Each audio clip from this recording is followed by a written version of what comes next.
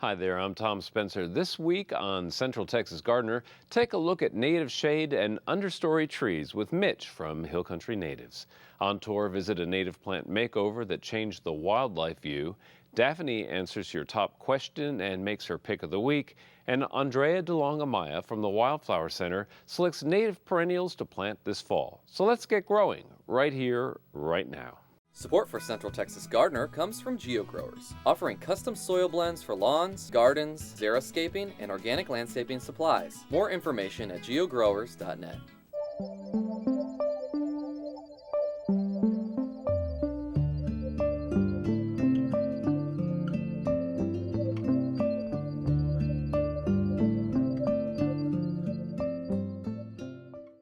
You know you've got a garden and not just a yard when the wildlife returns. On tour, see how Jackie Davis changed the view with her native plant makeover.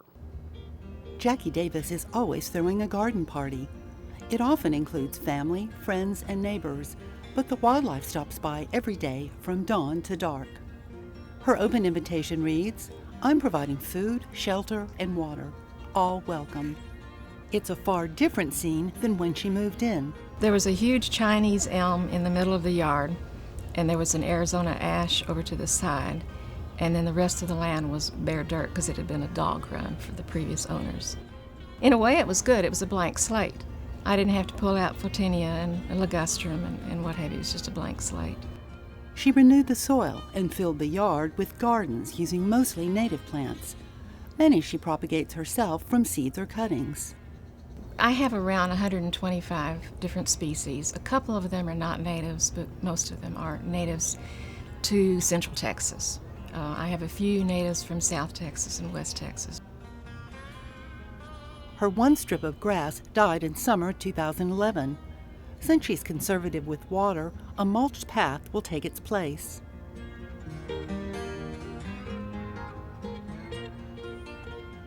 It all started when Jackie became active with the Audubon Society. After I was birding for a while on certain properties, I decided that I need to learn about the plants also. So then I got involved with the Native Plant Society here in Austin, the Austin chapter. And I'm also a member of the Austin Butterfly Forum. I'm a wildlife biologist, and it just came naturally to do this. In my job, I worked for one of the Balcones Canyonlands Preserve's properties. I want native plants. She includes larval food for butterfly caterpillars and nectar for hummingbirds and insects. Birds and mammals go for the seeds. She supplements her garden's food with bird feeders. The main food I use is black oil sunflower seeds because most of the birds can eat that and the cardinals love it. And the second food I use is the thistle for the finches, but the finches even eat the black oil sunflower seed also. And the third food that I put out, which every bird loves, including the Carolina wrens, is the peanut. And oranges are a big hit. I had put out orange slices in the wintertime, just seeing if any hummingbirds might be coming along, and an orange-crowned warbler started using it. My yard count for birds is probably about 110, and that's not really huge, but for this little yard, it's good. And my butterfly count is more than 30 different species of butterflies. Along with food, Jackie provides water. I just dug a line and took a half-inch PVC pipe and threaded my tiny little drip hose water line through it. A native garden fluctuates throughout the year. Many plants go dormant in winter, while wildflowers are emerging. Evergreen plants maintain a structural presence.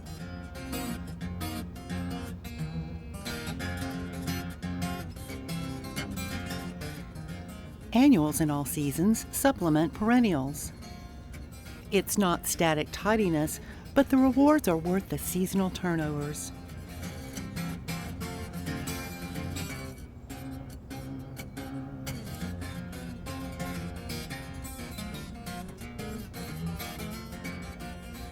Native spiderwort swap beauty for an eyesore when they're ready to go underground for the summer. I'll just fold them back so that the nutrients can go back into the ground, and I'll just live with them looking not very pretty for a while. Again, Really, this garden was to have a mini habitat for birds, butterflies, insects, bees, etc. If it looks nice in addition to that, I'm happy. What's really nice is that there's always something to discover. Even better is that Jackie's philosophy is catching on. And I've noticed a couple of my neighbors taking out their St. Augustine grass, most of it, and leaving just a little patch, and putting mulch on the rest, and then having just a few little shrubs. Yeah, it's amazing what water restrictions and the cost of water will do to changing people's habits. And some of my neighbors have little children, and I will bring them here when the pipevine swallowtail when the pipevine butterfly has laid her eggs, and I'll show them the eggs. And then when the eggs hatch into larvae, I'll bring them back and I'll show them the larvae, and you can hold the larva in your hand, and the kids just go crazy over it. And then their parents become interested, and so again, it's a fostering method to get the neighborhood interested in changing. I guess the bottom line is my own selfish reason. It's pleasurable. And when I have friends over, we have fun sitting out here. I have a lot of birding friends, and so we'll come and sit quietly out here, and then the birds will come back, and it's just fun. Thanks for sharing that beautiful native garden with us. Very appropriate for Native Plant Week, which is happening October 14th through 20th. And of course, that means all sorts of activities at the Lady Bird Johnson Wildflower Center, including their big plant sale, which is happening on the 13th and 14th. You can learn more about that at wildflower.org. We're going to continue with our native theme right now. I am joined by Mitchamore with Hill Country Natives, and it's a pleasure to have you on Central Texas Gardener. Thank you. We're going to be talking about a concept that's very exciting to me, which is forest gardens and native trees. And before we dive in and start talking about the particulars of the plants and the concept here, I want to give people an idea about how you got involved in the plant business, because I understand this is actually kind of a new career for you in a way. It is, and I came to it like a lot of people are experiencing these days, involuntarily.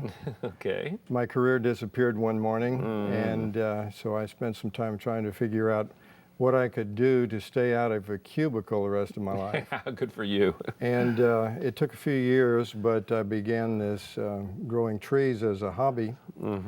And the more I learned, particularly from the Wildflower Center, the more interested I became and the more involved I became.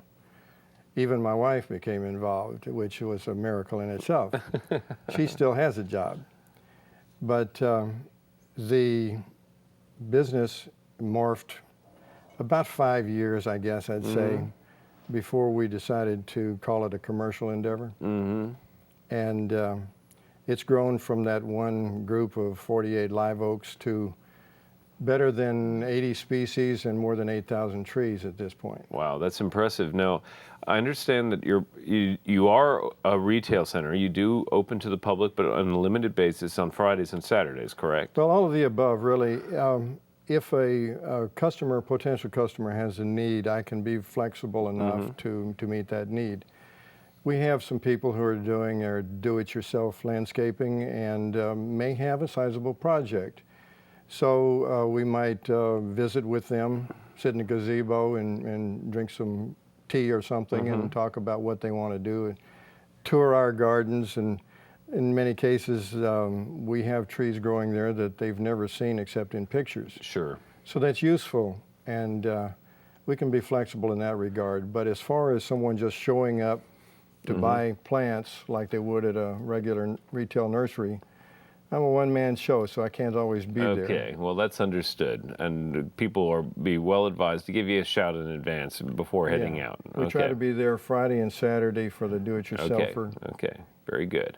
Well, the concept that I want to talk about that you're forwarding here is really a beautiful one and makes a lot of sense as a technique for building a sustainable kind of ecosystem in your yard or garden, and that's a forest garden. And it really involves kind of a layering of trees and woody species to provide kind of a sustainable system. And it all starts with a canopy, right? That's right. And the idea was really reinforced by the summers of 2010 and 2011, hottest and driest we've experienced. when almost nothing would grow, I started thinking more and more about growing stuff in the shade. We are fortunate to have a little bit of a native canopy. And so beautiful live oaks and cedar elms, live things oaks, like that. cedar elms, and even some junipers, some Right. mature junipers that get on up to 30 to 50 feet in height. And so in that shade, things were doing better than in full sun. So I kind of took it to heart and started preaching that as a gospel, that if people could provide part shade for whatever it is they wanted to do, it would be more pleasant and more successful. After all, nearly everyone still has a job. We don't want to make gardening into a difficult thing. We want it to be pleasant and productive. And hopefully a little bit refreshing, and a shade garden will provide a little breath of cool. It's even nice if you got a couple of trees you can hang a hammock from. Hey, that's not a bad idea. Now, in addition to the trees we've already mentioned as canopy trees, the live oaks, cedar elms, the cedars themselves, I want to throw a couple of other trees in the mix. I'm always touting the lacy oak, which is a great hill country survivor. Smallish tree, but a super dependable one. It is. And then there's the honey locust, is a tree that you're advocating. Tell us a little bit about the honey locust. Well, I was looking at it quite favorably as a light dappled shade, deep-rooted tree that you could potentially grow other things under it. And we recently saw that that's the dominant landscaping tree in southwest Colorado. So this is an area of less than 10 inches of rain a year, and I took that to be a strong advocate for drought-tolerant tree. Yeah. Well, they're a widely used tree in many parts of the country, but not as often here. So I was just a little bit intrigued to learn a little bit more about that. Now, you've brought with you some small 1-gallon size plants from your garden, and some of these are canopy-sized trees when they grow. And I want to start by this one that I have right next to me on my right hand here, and this is, I love Texas ash. I mean, I hate the Arizona ash, love the Texas ash. And one of the reasons I really like about this plant, or things I like about it, is great fall color. Yes. It can be one of the best fall color plants we've got. What are some of the other attributes of this little tree? Well, to me, probably the primary is that it's different, a different variety. We want to get away from a straight oak cedar elm and include some ash, maples, and the soapberry that we're going to talk about in a few minutes. And so playing off that, I actually went looking for an ash that was native and could play a role in that context, and I've had good success with the Texas ash. It's native throughout the hill country. It grows on the plateaus as well as in the canyons. And typically it gets to, it'd be about 25 or 30 feet tall? Typically, I call the canopy layer 30 to 50 feet, but in the hill country where we're focused, it's typically more around 30 feet, 30 to 40 maybe. Well, it's a super plant, and evident from its native range, it is obviously a drought-tolerant plant. Now, you mentioned the maple, and again, one of my all-time favorite plants in the whole world, big-tooth maple, of Lost Maples fame. And this is a plant that is still, I would say it's sought after now, but it's still not common in the trade. Fairly difficult to grow to any size in a reasonable length of time. If you're establishing a new landscape, you want something to move right along, and the big-tooth maple typically doesn't do that. Its first few years, it tends to grow very slowly in the shade of its parents or in the shade of a canyon down, like down in the river region. And so it might be several years before it gets to be 3 or 4 feet in height. If it's established at that time, it'll pick up speed and do 2 or 3 feet a year. Well, and good fall color again. Oh yeah, spectacular color, dependable from one year to the next in terms of its color. And I found that with extensive soil preparation and in the garden that I've had, these things actually will grow quickly. Yes, they will. But if again, the soil's prepared in a wide area around where the planting is Yeah, they do taking have place. a shallow root system compared to some of these other native trees. Right. You also mentioned the soapberry, which is a plant we haven't talked about on this program in, gosh, I bet it's been at least 10 years. And this is a tough as nails little plant. Absolutely. You find it growing along 29 out by Llano. If something can grow well out there, it can grow anywhere. And again, can get to scale. I mean, 25 or 30 feet tall. Kind of that narrow pecan-like leaf on a mature plant. And a dappled shade, so you can do things under it if you wish.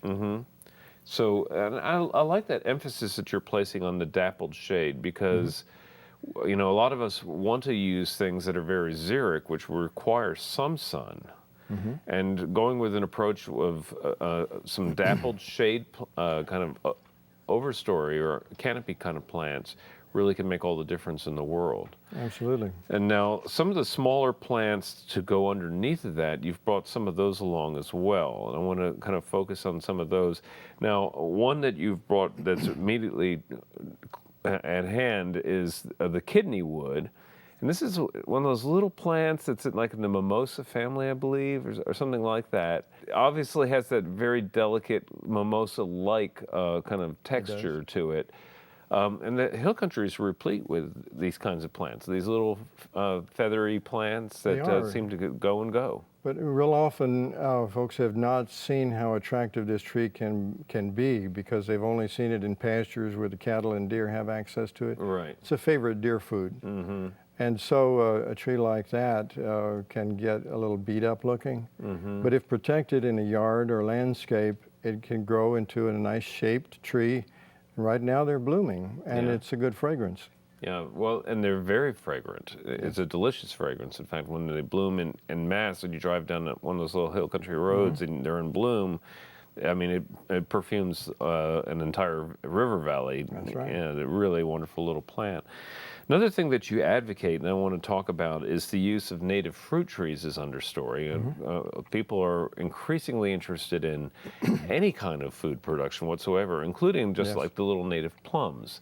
And we're well familiar with like Mexican plum, but you're also advocating for things like the Chickasaw plum, which is something that, again, a plant that I've heard of, but I don't know much about.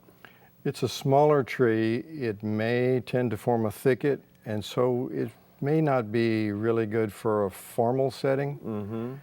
But if you have a corner where you're trying to establish a more naturalistic look, a Chickasaw plum can fit in real well, and it can produce an edible fruit. Yeah. Blanco crab apples, another plant that actually occasionally you will see on the market. Love this plant, beautiful flower, interesting foliage as well. It is. Again, it might form a thicket. You have to be a little leery of it creeping into a St. Augustine lawn, but I'm finding that's falling out of favor pretty rapidly. So yeah. Well, it's a well-behaved, slow-growing plant, too. Yes, it is. Beware the thorns. Yes, very true. Most beautiful flowering tree I've ever seen. It is a magnificent bloom and stunning when you first see it. You can't believe that this plant isn't used everywhere. Yes. Absolutely beautiful. Hard to find. Hard to find. That's the reason why. And that's why we're thankful for you, Mitch, and the work that you're doing at Hill Country Natives. And real quickly, tell people how they can be in touch. Are you online? Yes, we have a website. It's hillcountrynatives.net. Okay. And I do most of it by email. All right. Most communications. Okay, well, this has been a lot of fun, an appropriate conversation for Native Plant Week, and people can learn more about the activities of the Wildflower Center at wildflower.org. Mitch, we thank you very much for being here. I appreciate it. Okay, coming up next is our friend Daphne. Hi, I'm Daphne Richards. Our question this week is, can I use old shower curtains to solarize my yard? And the answer is yes. Solarizing is a great way to deal with nematodes, weeds, and even get rid of turf grass. You simply cover an area with plastic, weight it down so that it doesn't blow away, and let the heat of the sun bake the area underneath. Nematodes are parasitic roundworms that live in the soil and invade the roots of your plants. Once you have them, you can never truly be rid of them. but solarizing the soil does knock back the population pretty significantly. After replanting in a solarized area, the nematodes will bounce back. So solarization is really most effective in vegetable beds, where you can solarize the soil between planting seasons. To best keep the nematodes in check, you should solarize at least once a year for at least a month, or longer if you have a really bad infestation, in early spring. Clear plastic works best here, since the sun shines through the soil and creates even more heat under the plastic due to the greenhouse effect. Solarizing also works well when trying to get rid of weeds and turf grass. For example, if you're trying to remove the grass in order to put in a planting bed or other landscape element. In this situation, it might be better to use black plastic so that you can cut the plants off from the sunlight, forcing them to use all of their stored carbohydrates to grow, but leaving them no way to photosynthesize and produce food to replenish the energy that they're using. Solarizing works very well on plants with underground storage organs like bulbs, rhizomes, and stolons that are very difficult to get rid of by pulling them or even with herbicides. If you're trying to get rid of pernicious weeds like nutsedge, or nutgrass as it's more commonly called, or Bermuda grass, solarizing multiple times will be necessary. In honor of Native Plant Week, our pick this week is Damianita, Chrysactinia mexicana. This cute little mounding plant is what we in the biz would call a subshrub. With its vibrant forest green leaves and its yellow flowers, Damianita seems almost like a plant out of a fairy tale, maybe something that Hansel and Gretel might pass on their way to the gingerbread house. It makes a striking addition to any garden bed, but looks best planted against starkly contrasting colors. It's evergreen, but it does require some shearing to keep it from getting too straggly in the heat. The foliage is strongly aromatic, but the plant stays so low to the ground that you may only be able to detect its scent after a rain. Damianita will only get about 12 inches tall, but it may spread up to 2 feet. It loves the full sun and will not tolerate shade. It thrives in the heat and needs very little supplemental irrigation except during the hottest, longest dry spells. Damianita is native to areas with poor soil that are rocky, so it won't do well in heavy clay or in areas that have been amended with organic matter. It flowers from spring all the way through fall and is listed as hardy to 0 degrees, so it will also survive any uncharacteristically cold winters that we might get here in Central Texas. This week in your garden, plant some ornamental kale or cabbage, or maybe some pansies and sweet peas. These plants thrive in our mild winters and will bring a bit of cheer to those gray days ahead. You could also plant dianthus, nasturtium, larkspur, and stock. We'd love to hear from you, so please visit klru.org/CTG to send us your questions or plants of the week from your garden. Thanks, Daphne. Now let's check in with Andrea DeLong-Amaya for Backyard Basics. Hello, I'm Andrea DeLong-Amaya, and I'm the Director of Horticulture at the Lady Bird Johnson Wildflower Center. This time of year at the Wildflower Center, we're planting like crazy. Fall is a great time to plant container-grown perennials, grasses, and other native plants, and this gives them a great amount of time to establish a nice, vigorous root system before the stressful heat of summer hits. So when you get started, you want to be sure that your plant in your container is thoroughly moistened, and if your garden bed, we're pretending this is a garden bed. If it's dry, you might want to water it the night before also, just to make the soil a little bit looser, easier to dig in, and the plants will get established a little bit faster. So before you get started, the first thing you want to do is plant the hole. And this is one of the things that people make the biggest mistakes with. You want to make sure that the depth of the hole fits the plant. You don't want to plant something too deep or too shallow.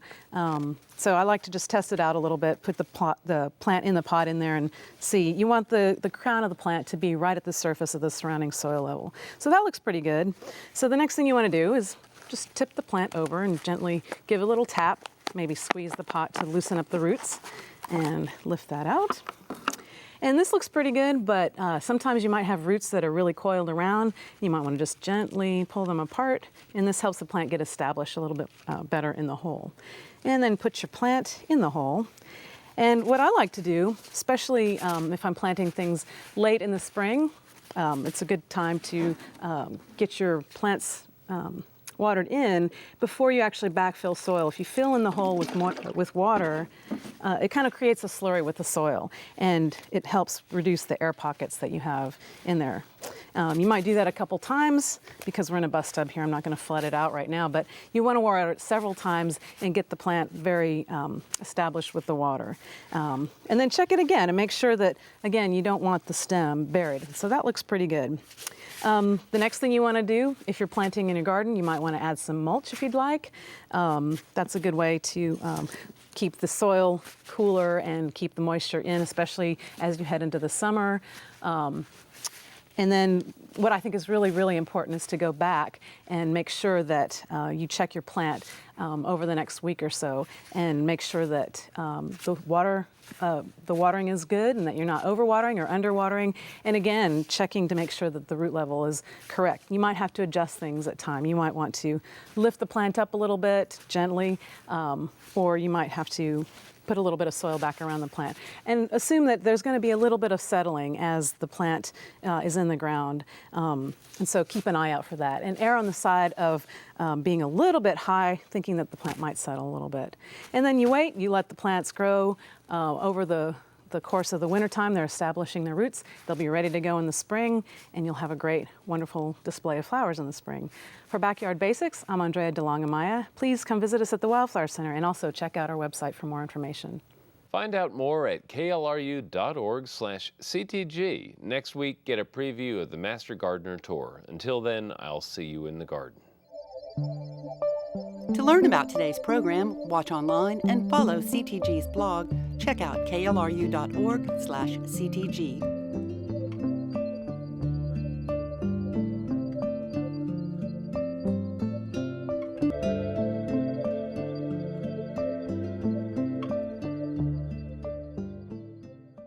Support for Central Texas Gardener comes from GeoGrowers, offering custom soil blends for lawns, gardens, xeriscaping, and organic landscaping supplies. More information at geogrowers.net.